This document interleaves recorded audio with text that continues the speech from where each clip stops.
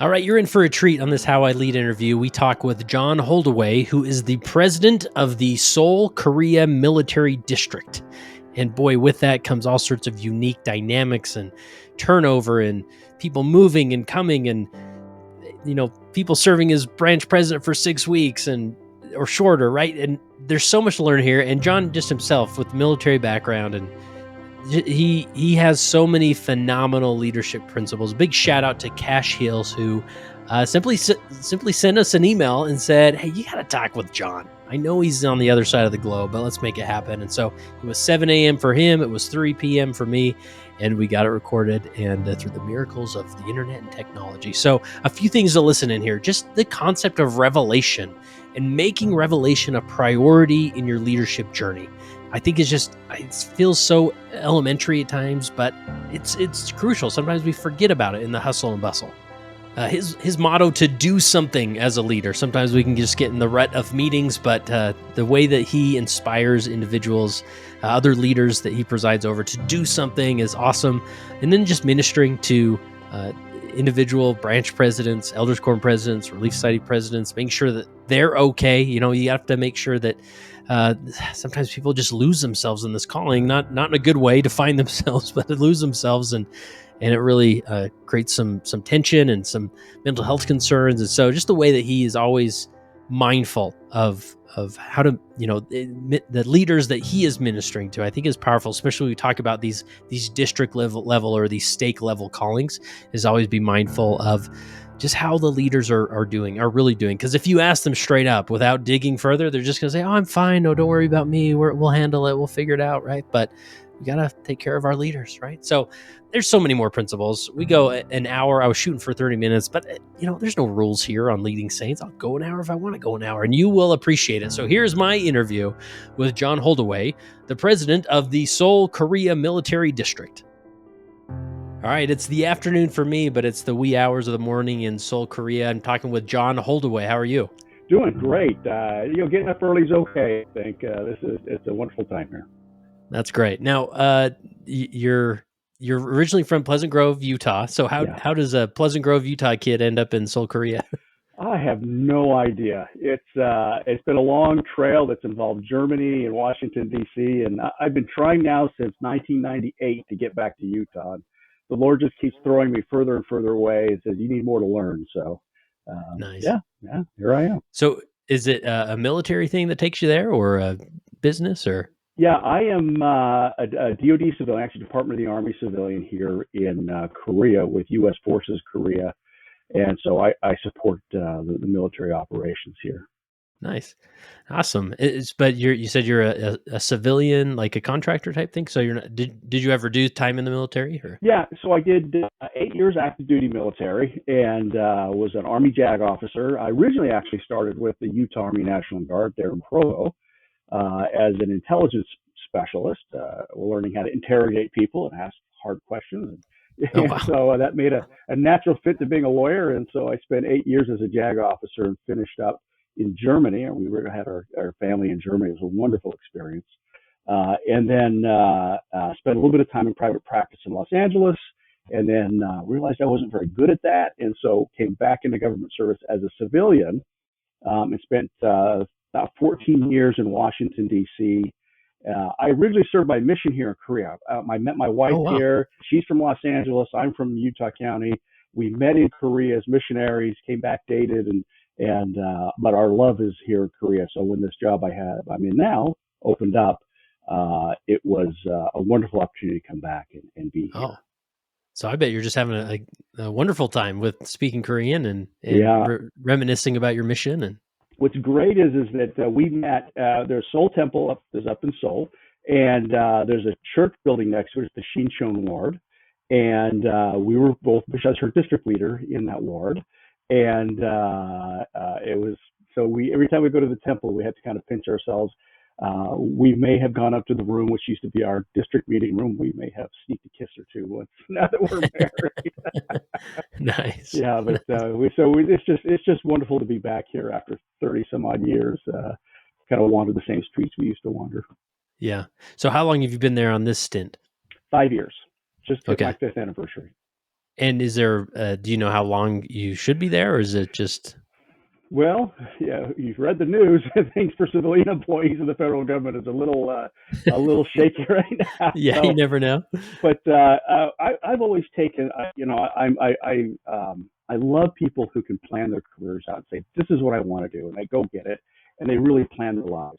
I've never been that way. I've tried to do that, and it's never worked out right. And so at some point, I learned to like let literally, it's a revelatory process. Let the Lord lead you where you want to go, and you find that He'll put you in places and to do things, and then when it's time to do the next thing, you'll know when it's time to move on and go do the next thing. And if you really are faithful to that, and let the Lord lead you, your life can be an adventure. You find yourself in Korea. Not, if you don't mind, I tell a story about how we ended up here. So I was a civilian attorney at the Defense Intelligence Agency in D.C. Most of my career has been in the intelligence field, and was pretty good at what I did, and really enjoyed it, and was tracking to become a senior executive. And my boss had created a position for me in the agency, but you have to apply for the job they want you to do. So he says, go online and apply for this job. You're the candidate for it. We really want you to take a shot at this. I'm on the website that has all the federal jobs, and I'm scrolling through it. And right above the job I was supposed to apply for was this job in Korea called the Special Advisor to the Judge Advocate, Senior Civilian Attorney. You're in the thick of everything here, Korea and United States relations with Korea. And I thought, well, I don't really know how to do that job, but I'll give it a shot. Come to find out, the decision authority, the senior attorney here, was an old friend from my master's program. We were classmates at National Defense University. And when he saw my resume come across his desk, he says, that's the guy I want to hire right there. And here we are. And it's interesting that, yeah, I've done great work with the military here in Korea, and I'm involved in some wonderful things and very, very high level things. But the opportunity to come here and be a district president, that's really the exciting part about being here. You get to do some really good work here. Yeah. So yeah, you're currently serving as the district president. What's the story behind being called to that? Well, so middle of COVID, and the previous district president, a wonderful district president, because of COVID and visa issues, he couldn't come back, and so they needed a new district president, and the area presidency by Zoom, and we embrace technology here. So because the area presidency couldn't get here, we had to do all the interviews for district president by Zoom. And so I interviewed, and Elder James Rasman of the 70 felt inspired to call me, and here we are. So, and it's been Awesome. It's been a great ride. That's great. Now, if I understand it right, from what I think one of your is Cash one of your counselors that recommended you? Yeah, Cash Hill's one of my counselors. Yeah, cool. Nice. He's in trouble. And, yeah, he mentioned that because I think typically when you're a district president, you report to the mission president in the area, but you report to Area 70. Is that right, or the area presidency? We are unique. There's only two of us that I'm aware of in the church where we're not a stake, we're a district, but because of our mission and who we support and serve, and the geography we sit in, we don't answer to a mission president. So I have stake. My keys are stake president keys for the most part. I'm not the senior high priest. I don't have a patriarch, but every other respect, we operate as a stake. And at the time was President Ballard had given special dispensation to my district and then my counterpart in Okinawa, the Okinawa Military District, to function as a stake president. So I call missionaries. We do, alive endowment, temple recommendations. We do all the things that a stake president does, and have those keys, those special keys. Just there's a few things we don't have fun because we're so transient. People are moving around so much in and out that the kind of things that we don't have really don't need because we're just so fluid and everything just moves so quick. So yeah, when I got called, my dad says, well, you're not quite a steak, but you kind of look like a steak. He says, I'm going to call you a Salisbury steak.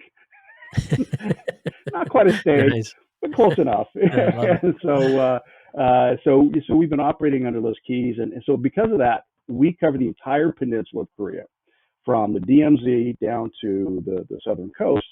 In fact, I joke we have a branch that borders the DMZ, and I joke that branch president. Well, technically, we cover all the way up to China, up to North Korea. So if there were any English-speaking members of the church in North Korea, we would have responsibility to minister to them as well.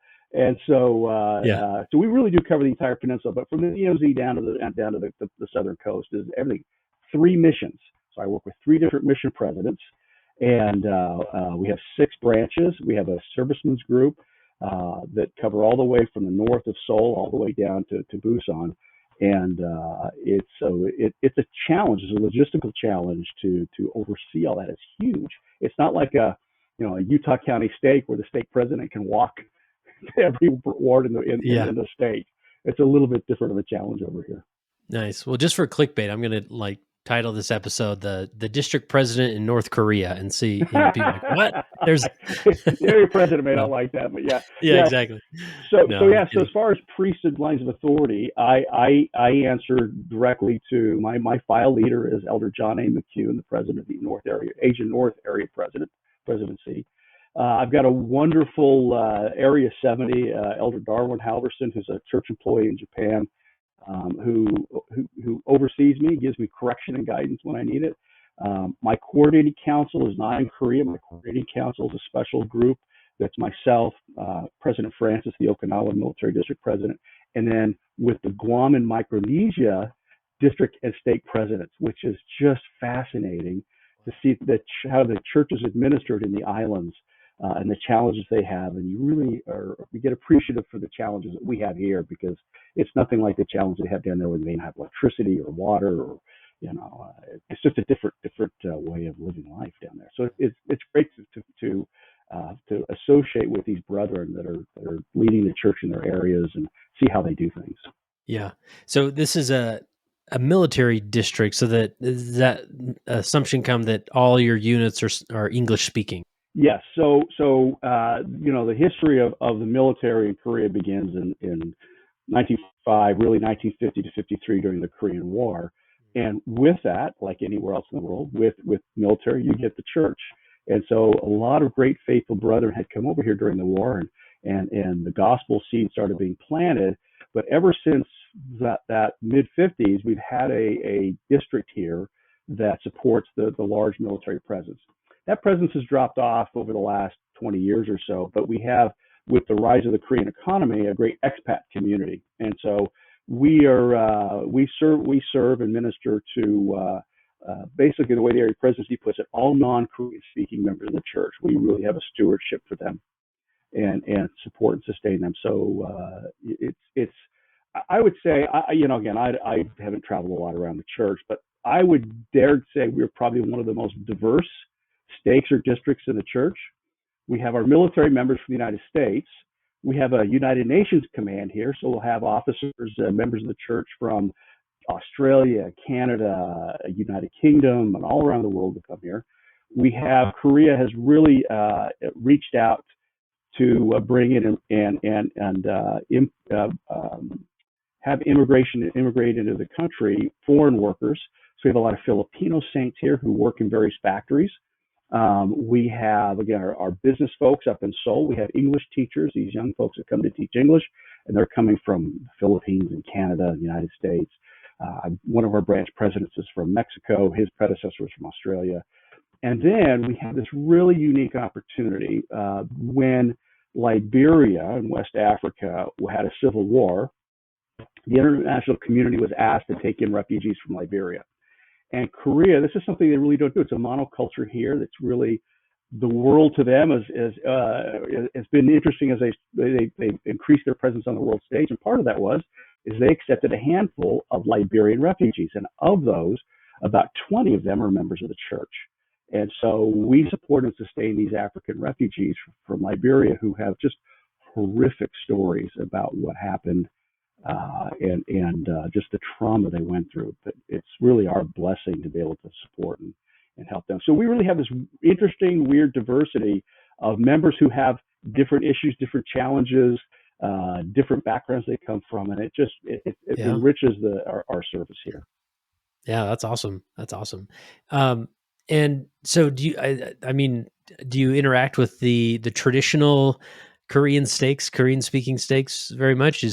Or is it pretty separated as far as interacting with them? We try really hard. It's is I try to teach our folks on our side, not that they're offenses, but on ours, from where we sit, is we're guests here, and we especially Americans can tend to be a little overwhelming, and so we have to remember we're guests here. This is their country, and so we really want to support and sustain the members here. But we do as much as we can. I have great relationships with the temple presidency because we're up there at the temple all the time. One of the stake presidents in Seoul is actually a former mission companion of mine. Oh, wow. And so, I always joke with him because I think of, my wife was a missionary there as well. And I always joke that I think he had a crush on my wife.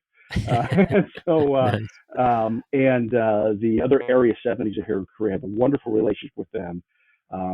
Our young single adults, we really are trying hard to integrate our young single adults with the Korean young single adults. So we have these touch points with the Korean states that are just really wonderful. When we have area authorities, general officers of the church come, we all gather together and get to that training together. So yeah, we have a small presence, but they're doing their thing, we're doing ours, and we just try to support each other as much as we can. Yeah, that's awesome. That's great. And then Cash also mentioned that just the transient nature of your district, that you've not had a branch president stay longer than 9 months. So you're constantly changing some Yeah, of those callings that are typically seen as very long-term callings, right? yeah. How does that work? And what have you learned just from managing a transient district? So yeah, we don't talk in the church. We don't use the phrase talent management. We don't talk about that very well. Right. There's reasons for that. Yeah. There are reasons for that. But in a district where we have people moving in and out so quickly, talent management, succession planning, those kind of principles really become important because we have to develop the next generation who's going to be probably next month. And so we really do an effort. Reach out to our young single adults and like what we have them have these leadership callings where we can train them because they may need to step up as people move out. And so it becomes a challenge, right? Like in the military, we had the summer cycle where it's called PCS, Permanent Change of Station. I'll use all these military terms on you.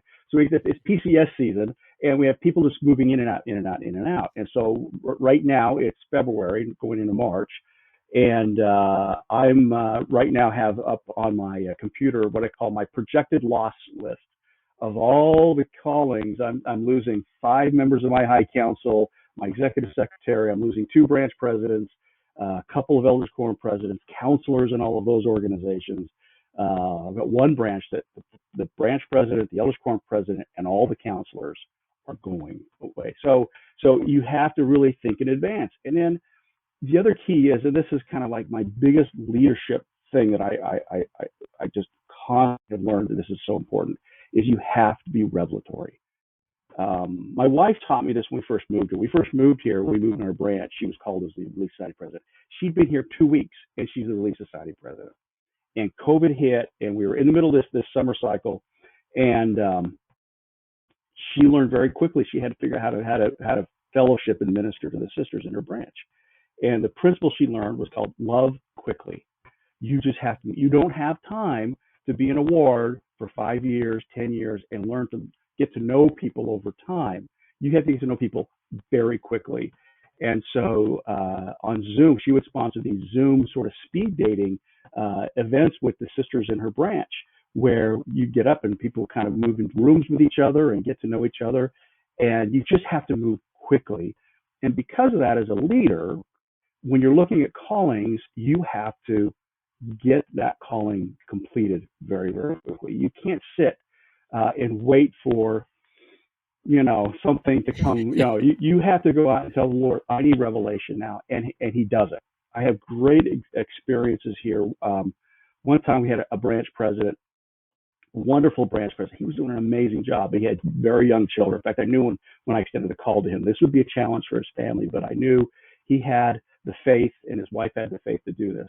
And they were doing great. And the family was doing great, but then she had a difficult pregnancy and their baby was born early and ended up in NICU, and I could see the stress. But I went to him. I says, "No, this is how not to do it." I says, "You tell me when it's time for you to. You tell me when you need to ring the bell and you need to be released."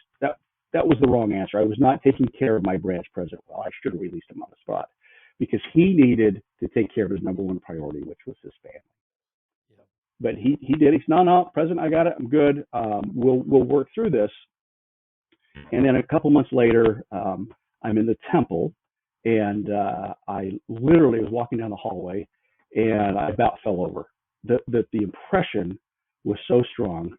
Release President Madsen now, and then call this other brother to be the branch president. And I thought, wow, this is just amazing. Like literally. And so I walked out of the temple that day, called my counselors. We had in our next presidency meeting, we sat down and prayed, and boy, we received that revelation very, very quickly, and we moved out within a week. As soon as the presidency gave us the heads up to make the change and gave us the authority to do that, we moved out very, very quickly. And so you have to be constantly revelatory and have faith that when you receive that prompting, that you move out. Another great example is I was a counselor to the previous district president. And so as I was counsel, one of the things he really wanted was a social media specialist for the district. And so we put it on our tracker. This is what we're tracking. We need to find somebody. And so he says, okay, as you go out and visit the different branches, be prayerful and let's kind of find somebody to fill out calling. Months went by, we just could never find that person. They finally, now I'm the district president. Hey, this is a priority. I agree. We need to have a social media specialist. And we prayed and kept thinking about it and kept thinking about names. Nothing. 18 months later, I'm walking into a branch and there's this new brother and his family, Navy officer, and I introduced myself to him, and I felt inspired to ask him, "What's your experience with social media?" He says, "Oh, I was the social media specialist in the ward I just came from." And I almost called him on the spot. I thought, no, there's a process. We'll do the process. So we went through the process very quickly, and yeah, he was called as our social media specialist. The Lord provided the individual that we needed when we needed it, and we just had to be ready to receive that revelation to know this is the individual you need to call. That is so key to how we do leadership in the church. Yeah. And with that process of being revelatory and it's sort of being in that state of mind, is there anything else that comes to mind if you were to coach or mentor somebody who's sort of beginning to understand, or beginning to experience these leadership experiences? Is there anything else that comes to mind of how to effectively do that? I think part of it is you have to have faith that it's going to work. So revelation is tied to faith. The brethren have always taught that, first of all, it's that still small, but you have to really listen. And then when you feel that first inkling of, hey, maybe this is the direction to go, you can't discount it. I remember stories that President Mons used to tell about, going and doing ministering to people. And when he get that prompting, it could be a small prompting, he moved, he executed. And that's that, you have to move and execute. Now, have we been successful? When we feel we received a prompting to take it for a particular direction, go to a particular direction or extend a particular calling, has that always worked out? No, it hasn't. I don't know the mind and the will of the Lord. I remember we extended a call to a brother to serve on the High Council. We thought, this is perfect. This will be good for him, good for us. He has some special skills he needs. And it just happened to be that President Hill was in the room with me when I extended the calling. And shortly into extending that calling, it was pretty clear we should not be extending him this calling. He had some other things, to some other priorities in his life that he needed to focus on. And afterwards, I kind of had a little soul struggle about, well, wait a minute, we felt so comfortable. We prayed about this. We felt this is the right way to go. And so I don't know the reason why. I can only surmise that maybe it's because he just needed to know that we loved him and that we considered him worthy and capable of his calling, but it's just not the right time. But it helps build his confidence and to help solve the problems he had, to know that, yeah, I could have had this call, but I can't right now. Who knows? But you have to go with faith that the Lord has a plan for us and for the members that we work with, that whatever decision we make is the right answer. Like I say, it's not always going to work. But let the Lord work out. Another great example was when I was a stake and men's president. We had planned this huge youth weekend. We rented buses and we're going to go up to New York. This is when I was in Annapolis. And we were going to go up to New York City and we're going to go to the Statue of Liberty and do family history and genealogy stuff, genealogy themed. And the night before we were supposed to go and move 200 youth to New York City, the bus company canceled on us. And oh, wow. It was ugly. I switched from State Young Men's president mode, lawyer mode, and my kids still talk about me standing in the parking lot of the church yelling at the bus company in my lawyer voice, friendly and all that. Yeah, sure. Of course, the area 70 says, well, we'll take a much more, basically Christ-like attitude towards all this. Good lesson learned. But the next morning, we show up at 5 a.m. We're supposed to leave. We have 200 youth, and we were supposed to do something with them. We planned all this. What do we do? And we as leaders met with the state president and young men and young women leaders. What do we do? And we threw together a youth conference in 10 minutes. And of course, the youth were disappointed, but we sister so-and-so said, I can do this, and brother so-and-so said, I can do this. We did a scavenger hunt through the downtown Annapolis area just to get the kids out of the building. And we ended by about noon or 1 o'clock. We ordered some food in, and while it was stressful for the leaders, and especially the poor sister that had to organize the whole thing, if everything had fallen out, had been pulled out from under her, she felt like she failed. But she didn't. The youth walked away with a massively spiritual experience. The testimony meeting afterwards that were born by those youth that said, oh, we can do hard things. We can adapt and overcome challenges. And that became then from going from family history to adapting and overcoming challenges. And by example of showing that we could do this youth conference, that it really touched the lives of those youth. So, you get this, you think the Lord is taking you down this path, and he'll go, no. We're going to go this direction instead. Now walk with me. And it's amazing what sort of experiences you can have. Yeah, for sure.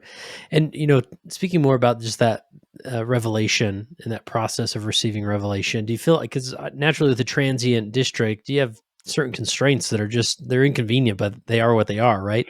Yeah. Someone gets transferred, you need to figure something out really quickly, or this youth conference example. Mm-hmm. Do you kind of feel like sometimes, I guess where I'm getting at is I worry some leaders walk around waiting for that temple experience like you described, that where revelation over, and I've had similar experiences.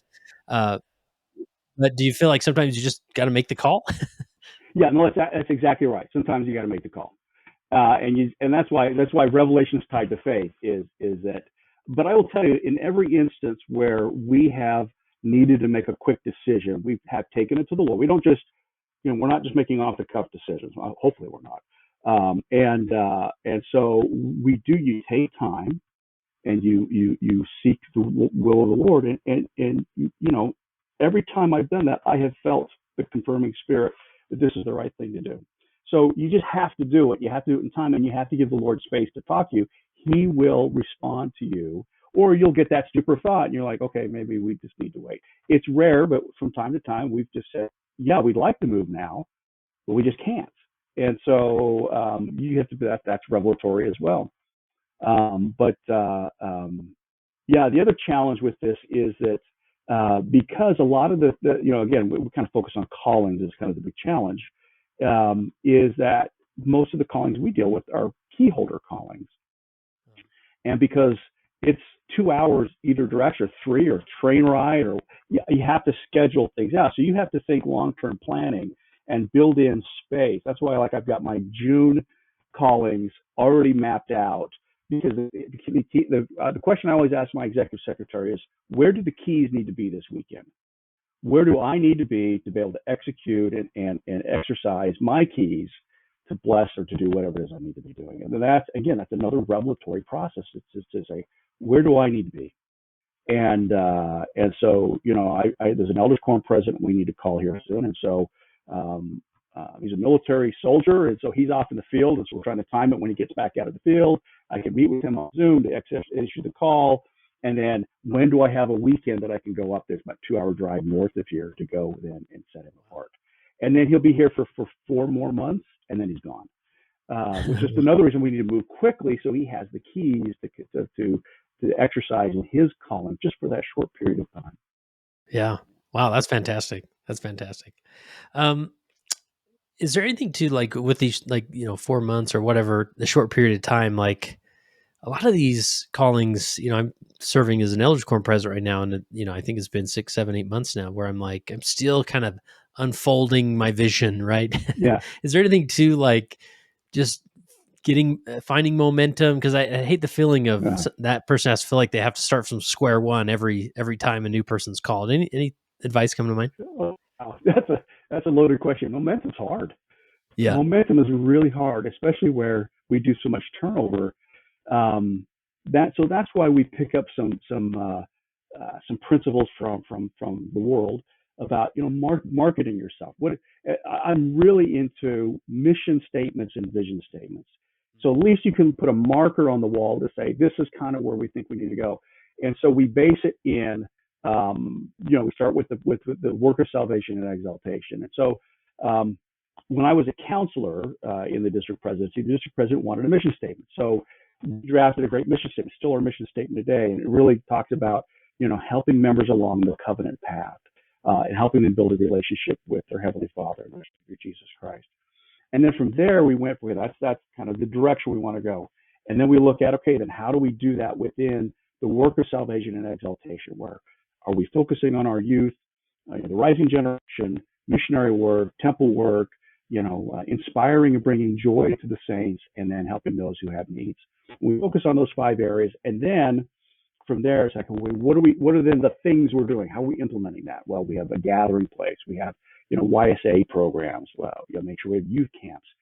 All the different programmatic aspects that support back to that vision of people on the covenant path. And if you keep that organized in your mind, then that will help you. Okay, am I doing something that fits in that framework? If it's not, then we're not going to do that. We're going to strip that away. We don't have time.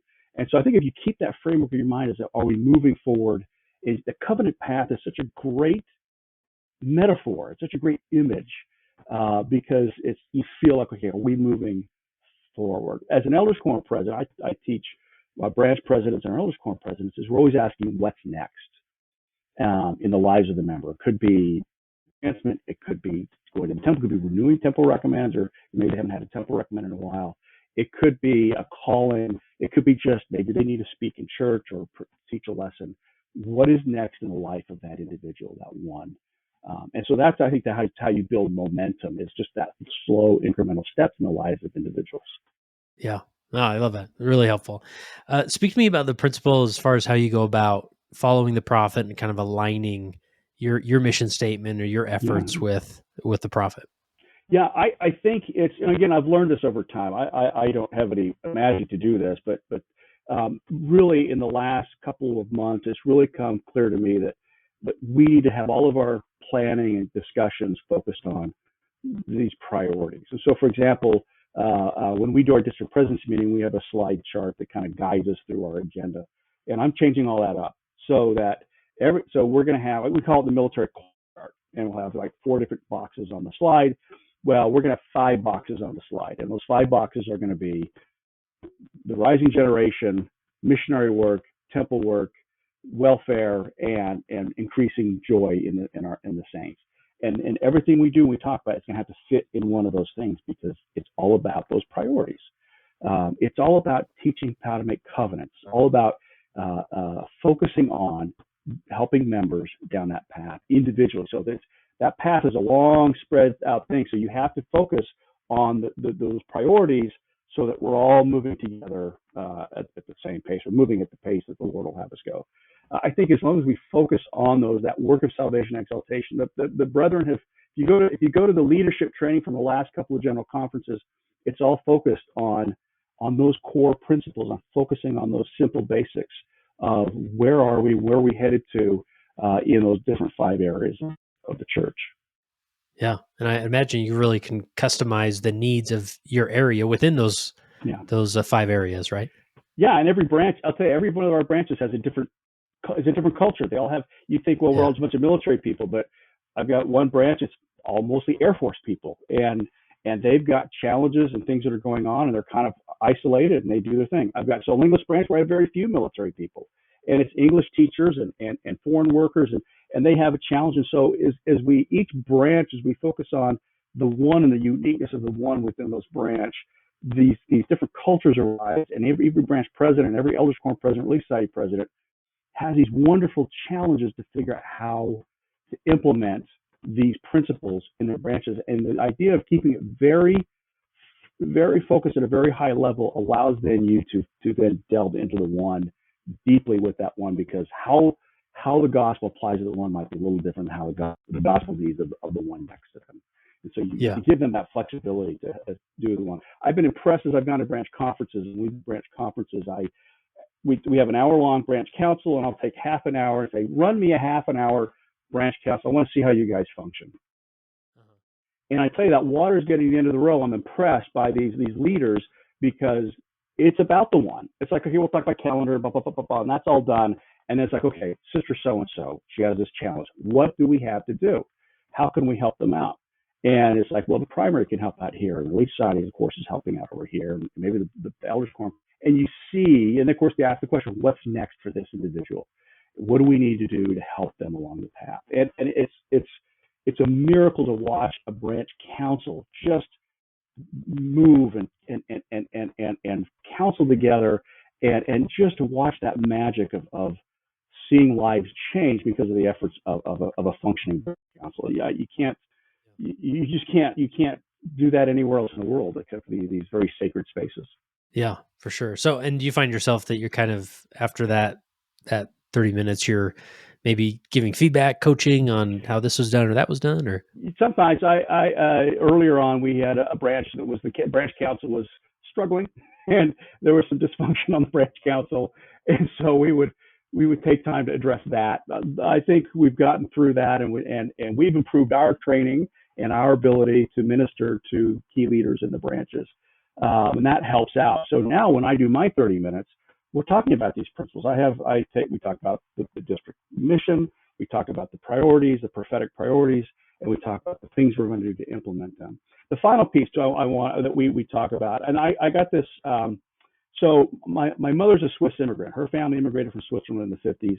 Her uncle was Elder Hans B. Ringer of the 70s. He stayed and served the church there for many, many years. And so she was saying, hey, go into the gospel library, into the church history section. And there's this great area called Gospel Stories, I think it is, where they break down every country, and you can see the lives of the saints in each country. It's amazing. Every member should go there and see wherever their family's from, to go see that. So she says, you've got to go to the Switzerland section and see about your family's all sitting in there about stories. And so I'm reading this story of this Relief Society president. She's a state Relief Society president. And she doesn't know what to do with her calling. She feels like, how do you do this? And then State President Ringer taught her this principle. He says, do something. He says, if it's wrong, you'll learn from that. If it's right, you'll rejoice in it. He says, never do nothing, do something. And so that statement has hit me like a ton of bricks. That is now that goes now into this overarching way we look at the world. And the key for all of us is we don't have time. Do something. And guess what? I've made many bad choices in my leadership, various colleagues in the church. I've done some dumb things. I says, but I've learned from that. You learn from that. The Lord teaches you. And you look at, we're going to do this in Doctrine and Covenants this year, where you see, Joseph make mistakes, and you see Martin Harris, and we're just going through this right now with Section 19, is that the Lord gives leaders space to make mistakes and to learn from them. But if you're doing nothing, then nothing is going to happen. You must do something. And so I think that you've just got to be in there, just do something. It might be 5 minutes a week of something. It might be something major where you're giving a lot of time. Just do something, and you'll find that the Lord will walk you through it, and you'll have a great experience. Yeah, I love that, especially in a faith tradition with a lot of meetings at times, right? Sometimes it feels like we're doing something by counseling and talking. Of course, that's all important, like you've already articulated, but sometimes it's like, all right, well, we got to come to a decision. What are we doing this week? How are we what's the next step type of approach, right? Yeah. Now I will caveat my do something, like do something doesn't mean more meetings. And so right, exactly. This is something that I really, it's just a me thing. I hate presiding in a meeting where I feel like we've just spun our wheels and I've not given these leaders something. Now here's how we do it here, right? You were probably in a stake where the stake president has a high council meeting. Everybody shows up. They got to get their white shirt and tie on. They got to dress. And like at 7 in the morning on a Sunday, they got to go show up somewhere. We don't do that. We do everything on Zoom. I think it's rare that my district presidency will be in the room at the same time. I've never been in the room with the high council. But 2-3 times a year, we'll get the whole district council together because I just got to have FaceTime with everybody. We just have to do that for that muscle memory. But it's rare that we do that. But even then, if they're just walking out of their bedroom, throwing on a white shirt and their pajama bottoms on, I still owe people a quality meeting where they have to walk away where we've done something. And so to me, that is just so critical as a leader is if you don't give people something to walk away from and to inspire them and teach them, then don't have the meeting. We can make decisions. We have a chat room where if there's a decision we need to make, we'll just talk about it in the chat room and we'll receive inspiration in the chat room. I don't need to have a meeting to figure something out. So, and I've got a great member of the High Council. He's a senior Army leader, and he's my sounding board. He's my feedback loop. And after every district council or high council, I look at him and I go, how do we do? And so, and if he says, hey, look, I get the feedback that, hey, that was kind of a waste of time. And we shift and we adjust and we learn from that because I don't want to waste people's time. We just don't have that time to do that. Yeah. Yeah. And I love that just how you frame it in the context of presiding, which we use that word so much in our faith, in meetings and things. And, I've been that stake presidency member where it's like, I just showed up here. I mean, I'm presiding, I guess, but I don't feel like I'm doing anything, but to really reframe that, like, no, you own the meeting now. So this is up to you to make sure quality is happening here. And if there's a better way or, less of a burden for those participating, then maybe you should consider that. Right. And we could still involve the Spirit and have revelation and move the work forward. Now let me tell you a thing that we've implemented here. I learned this from a great bishop back at Fort Meade, Maryland. He's an Army officer, and he ran his bishopric like an Army unit. And it was good. It was really good, and he taught me some good principles. Yeah. So in a military unit, let's say it's a brigade, you got an Army colonel, and he's got a staff meeting. He doesn't run the staff meeting. He presides at the staff meeting. But he doesn't run the staff meeting. He has an executive officer who walks people through, and he looks at everybody and says, okay, what do you get? And he walks through all the reports. The executive, the number 2, or the deputy commander runs the meeting so that then that colonel, the boss, can watch. He can see, he can watch the dynamics, and he can get, as much as Army colonels receive revelation, he can get that idea that he can let the ideas flow so he can lead, and he's not spending his time on running the meeting. So this bishop used to do that. His first counselor would run all the meetings, and the bishop would just sit there and watch. And then when he spoke, it was what he brought to the table because he'd sat there and had digested everything, and he was having his revelatory experiences. So when I became district president, I said, we're going to do that. So every meeting we run, one of my counselors runs the meeting. The agenda is set up by the executive secretary, and that gives me space as a leader just to kind of watch, so that when I have to say something or weigh in, now it is, I'm now using my keys rather than just spinning my wheels.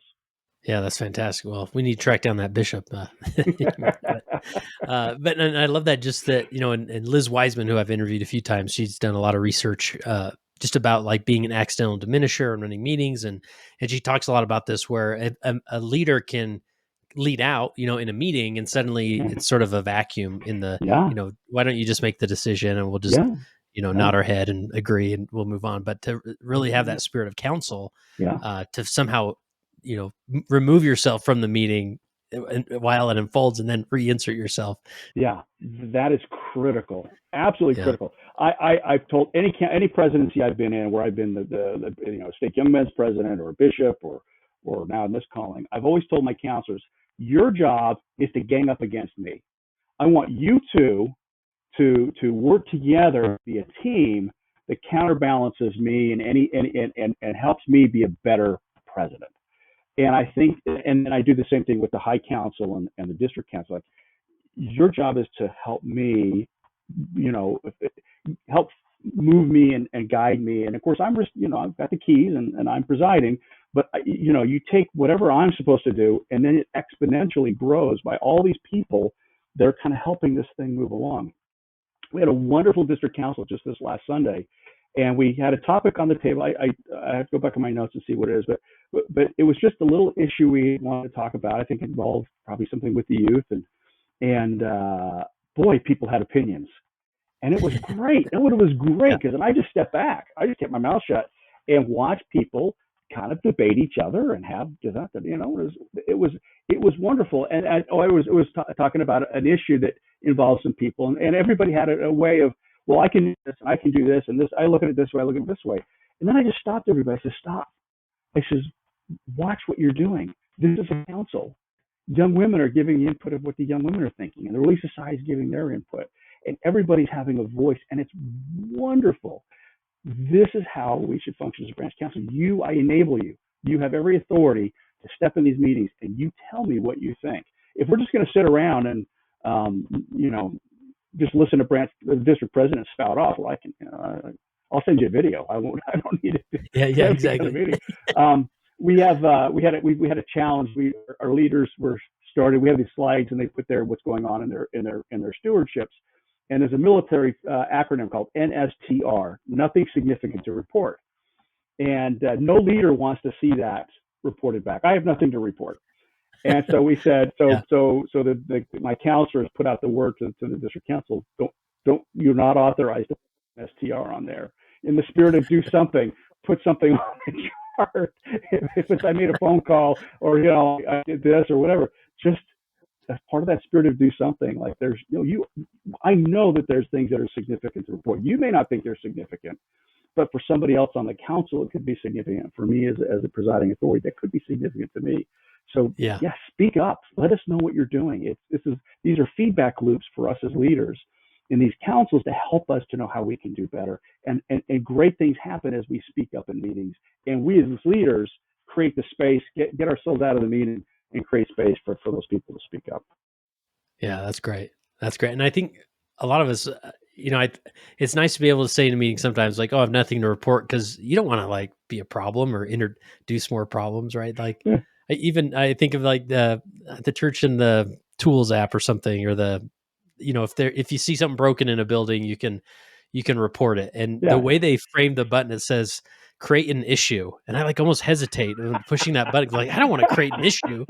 Like I'll report a problem or report something broken, but I don't want to create an issue. Right. So but to really push people past that and be like, no, like not, we don't need all your problems, but like, what do you have to report? Good, bad, the ugly. Let's hear it. Right.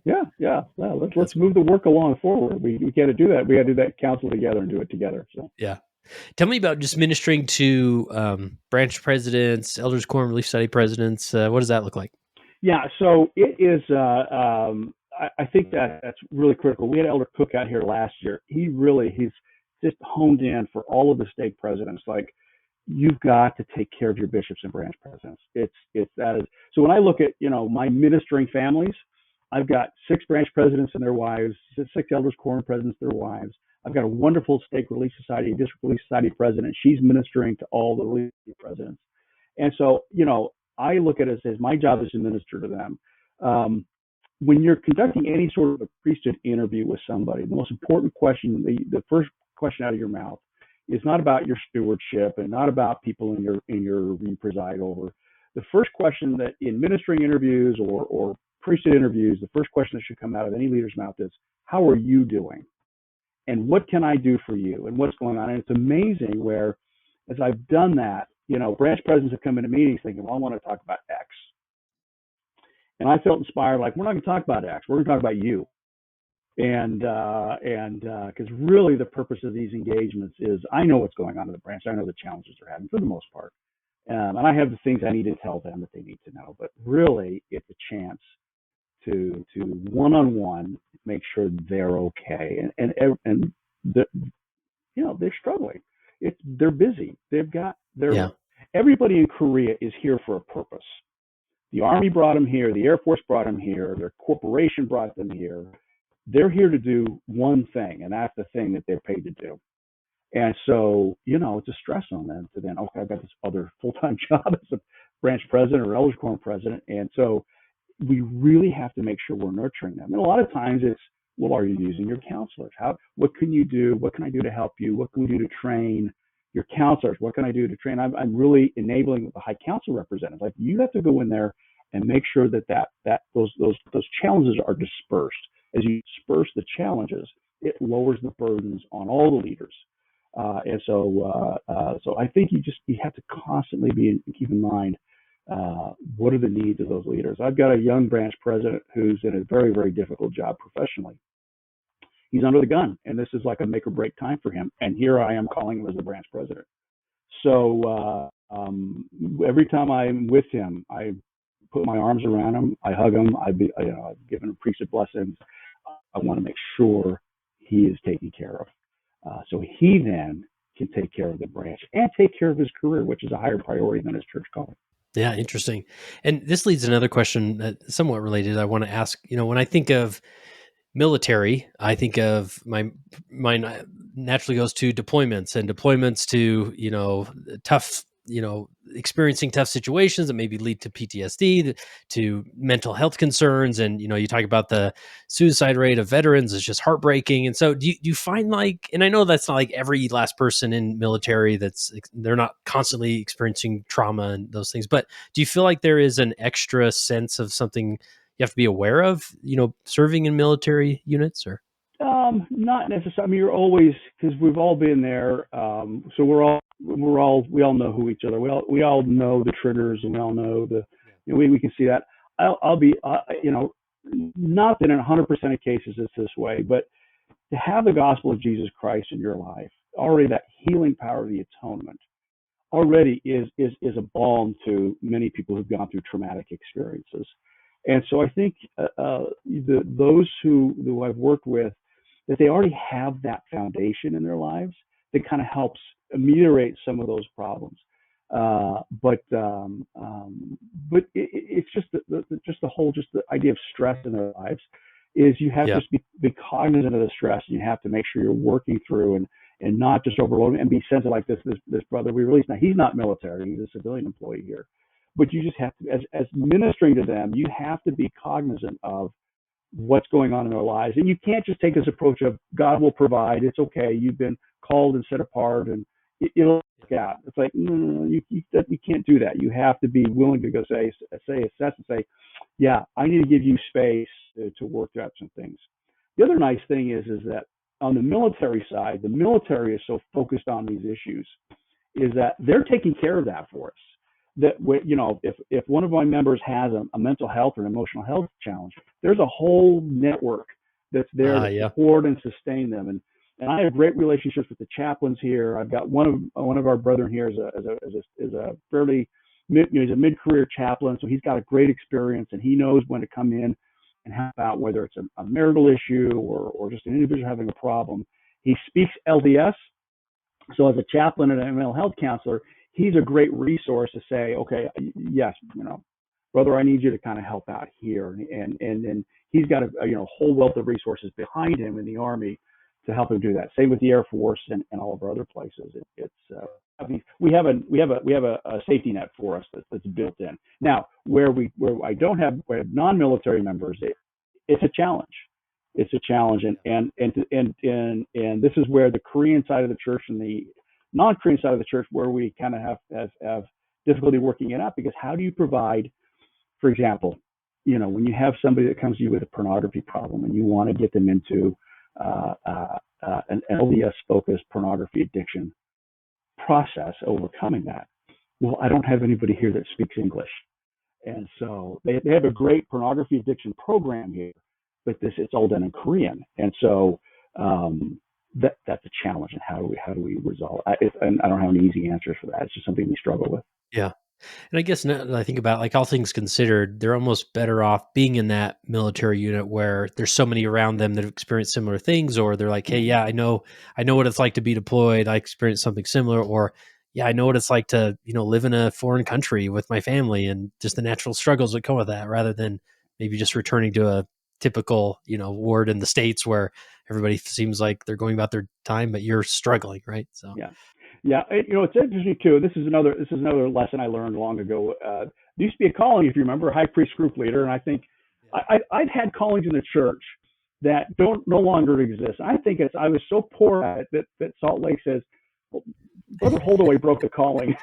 We got to get rid of it. We So gotta rethink it. I used to be a stake mission president. No longer exists. I used to be a high priest group leader. No longer exists. So, but as a high priest group leader, one day we walked into our class, and the previous people that used the room, we had our chairs were set up in rows. So teacher at the front, everybody in a row, looked just like a classroom. One day we come in and the chairs were set up in a circle. And okay, we'll do that. That class ended up being a therapy session for a bunch of old men. And it was amazing because they're looking at each other, and tears were shed in that class, because now we're looking at each other. And the lesson wasn't about the lesson. The lesson was about the experiences these brethren were having and some of the challenges they were having. It was a catalyst for having a wonderful conversation. And since then, I've insisted for Elders Quorum Relief Society, you need to be in a circle looking at each other. And so Elders Quorum and Relief Society become therapy sessions. It's group therapy.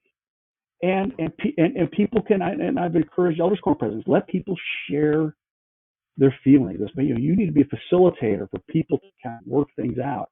And you'll see a young brother with, they're young married, first child, and he talks about the struggles he's having. And you'll have in there somebody that's had 4 or 5 kids that are now adults, and they've got great counsel and loving support for them, and they start ministering to each other. And so Elders Quorum Relief Society become these great opportunities where when you have people, and then of course our Elders Quorums is all military people, so they talk about, yeah, man, my first sergeant's been getting out of it. I've got these problems at work and these challenges, and everybody, yeah, I know what you're talking about, and they can kind of help work through that together. And I love it when we can be therapists to each other.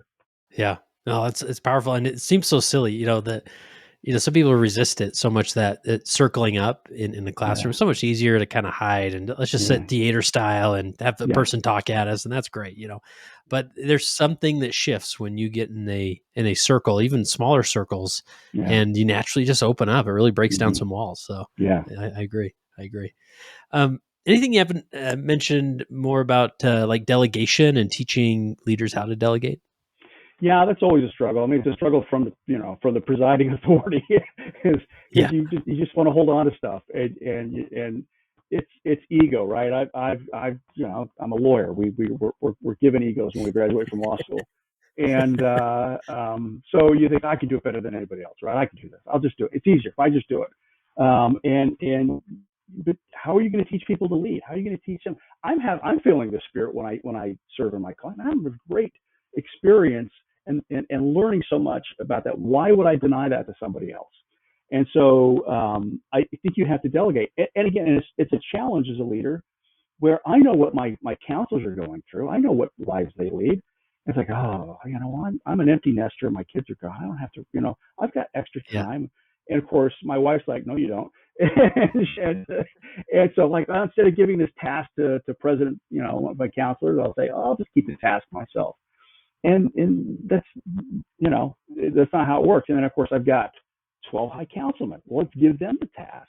And I kind of this is a bad habit I have, is I let members have direct access to me. My phone number's in the directory, and members, I kind of keep things flat. And then I'll get that challenge. It's like, this is not a challenge. I get it. Thank you for letting me know. But let's have brother so-and-so on the high council work through this issue. And you guys, if you need me to get engaged, I'll get engaged. So you just have to, it's just the leadership thing. You have to be willing to delegate, and you have to be willing to let people do their callings. And you don't want to be overbearing on it, but let them figure the space out for how they're going to do their calling. Yeah, that's powerful. Well, before we wrap up, maybe share with me the concept behind this principle of connecting leaders to the blessings of leadership. Yeah, this is President Hill taught me this. So if you go into it's section 4.1, it talks about this principle of, as you lead, you will bless the lives of others. As you see their lives be blessed, that the principles of the priesthood, and this is section 84 as well, is those blessings come back to you. And President Hill calls this the cycle, the leadership cycle, that as we serve and lead, and as we do our best to bless others, God will bless us back again. King Benjamin talked about this, about our eternal debt to God. As we are faithful and obedient, God blesses us. That puts us in debt, but that inspires us to be more obedient, and God blesses us. And we're always constantly in debt to God. That leadership cycle is just amazing, because as you serve, then all of a sudden you see in your own personal life, you see alignment take place. and you see God working in your life, and you see how grace works in your life as you serve and help bless others. It's this principle of you lose yourself to find yourself. If you lose yourself in the ministry, it's amazing how that comes back in that cycle. So you connect leaders to that cycle. You want to connect them to that idea that, hey, lose yourself in service, and you will find that greater capacity. I teach branch presidents the principle of the loaves and the fishes. When you call a branch president, they're like, I have no loaves, I have no fishes. How am I going to do this? And if you have faith, you look at your time and your resources as loaves and fishes. Your calling as a branch president, let me step back real quick, if you don't mind, is every leader I call, I walk them through their priorities. And I say, your number one priority is your relationship with your Heavenly Father and Savior, Jesus Christ. If you need to know what do I need to spend time on, that's your first priority, time priority. Your second priority is your wife. Your third priority is your children. Your fourth priority is your job. And then your fifth priority is your church calling. Now, we've all been there. I'm sure you're, as an elders quorum president, you're thinking, yeah, I'm not balancing that out very well. I know I'm not. And so, but what I found is that as I go through this cycle of serving the Lord, He creates loaves and fishes in my life. And I find greater capacity to have a better relationship with my Heavenly Father and Savior, Jesus Christ, a better relationship with my wife, a better relationship with my children, a better relationship with my employer, because I'm doing what I can, and I'm giving God the space to give me those loaves and fishes. So that's that cycle. That's what we try to work with leaders about connecting into that cycle, and trust the Lord will give you those loaves and fishes. That's powerful. Love it. Really good. Well, John, this has been so insightful and just so interesting to learn about leadership, but more in the context of maybe, in places that aren't familiar to a lot of us, being in a military unit in Seoul, Korea, and wow, what a remarkable experience. And last question I have for you is just as you reflect on your time as a leader, how has being a leader helped you become a better follower of Jesus Christ? Yeah, so I'll tell you that by telling a story that has blessed me greatly. When I was in Germany, this is at the beginning of the wars in Iraq, called Operation Iraqi Freedom, number 1, 2003. And most of the brethren in our district our stake, we were staked over there, had left. And so I had several callings. I think at that time I was on the High Council, and I was the gospel doctor instructor, and of course, and I was home teaching what we called war widows and helping out with their families, which was a very stressful time. I was in Darmstadt, Germany, which is just south of Frankfurt, and the area presidency is in Frankfurt. And at the time, Elder Craig Zwick was in the area presidency. Our elders quorum president had been a missionary when Elder Zwick was the mission president. And so Elder Zwick, whenever he had no other assignment in the church on a Sunday, he'd come to our branch. And I was teaching, I taught him gospel doctrine several times, and it's intimidating to be in a classroom and have on the front row a member of the Quorum of the 70 as you're trying to teach the doctrines of the church. And so I stammered my way through the lessons. But after every lesson, Elder Zwick would come up to me and look me in the eye with the face of Christ is all I can say, that Christ-like love. And he put his hand on my shoulder and say, Brother Holdaway, that is the best lesson I've ever had on that topic. You did an amazing job. I love you. Thank you so much. How much was that? 10 seconds? That 10 seconds changed my life every time he did that. And I think as we serve and as we remember that we reflect the love of our Savior, Jesus Christ, and as we look people in the eye, we may not have the balm to heal everything in their lives, but if we look them in the eye as leaders and we, with testimony and with power, say, I love you. I'm grateful for what you do. The Lord loves you. Keep driving on and do the best you can do. Let me know how I can help, and we will pray for you and whatever I can do to help you. 10 seconds. You do that as a leader, you will change lives. Connect them to heaven, challenge them to pray, and you will see amazing results. And again, like this leadership cycle, and you will see amazing results in your personal life. Do something. If you screw it up, that's fine. The Lord will help you through it. If it goes well, boy, the blessings are just amazing. But never do nothing.